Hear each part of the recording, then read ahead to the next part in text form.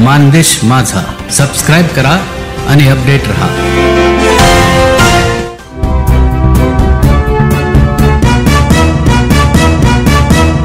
Check न वटल्यामुळे कर्जदाराला न्यायालयाने दिली 3 महिने कारावासाची शिक्षा व ठोठावला 7 लाखांचा दंड। दहिवडी येथील प्रियदर्शनी ग्रामीण बिगर शेती सहकारी पतसंस्था ही सातारा जिल्ह्यातील अग्रणी पतसंस्था आहे।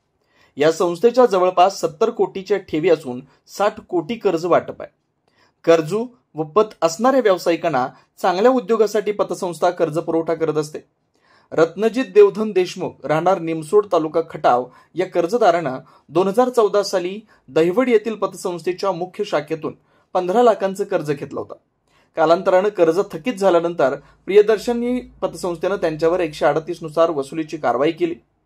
यानंतर रत्नदीप देशमुख या कर्जदारानं संस्थेचं कर्ज भरण्यासाठी 4.5 लाख रुपयांचा चेक दिला होता, परंतु मुदतीत चेक न वटल्यामुळे प्रियदर्शनी पतसंस्थेने न्यायालयात धाव घेतली। कर्जदारावर माननीय दहिवडी येथील न्यायालयात दावा दाखल केला होता। दिनांक 4/10/25 रोजी दहिवडी न्यायालयाचे माननीय न्यायाधीश SS गाडवे यांनी निकाल दिला। प्रियदर्शनी पतसंस्थेचा थकीत कर्जदार रत्नजित देशमुख याला 3 महिन्यांची शिक्षा व 7 लाखांचा दंड ठोठावलाय।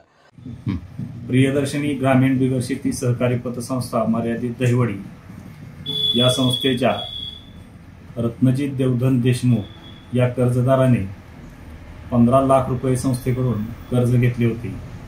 ते कर्ज थकबाकी झाल्यानंतर त्यांनी संस्थेला थकबाकी वसुलीपोटी 4,50,000 रुपयाचा चेक दिला होता।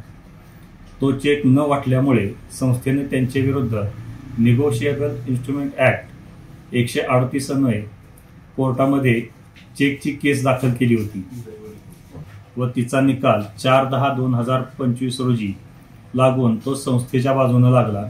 त्यामध्ये आरोपीस 3 महिन्याची शिक्षा व 7 लाख रुपयाचा दंड आकारण्यात आला। हा दावा संस्थेच्या वतीने ॲडव्होकेट चंद्रशेखर कुलकर्णी यांनी चालवला। आपल्या भागातील नवनवीन बातम्या पाहण्यासाठी मानदेश माझा या YouTube चॅनलला सबस्क्राइब करा, लाईक करा, शेअर करा।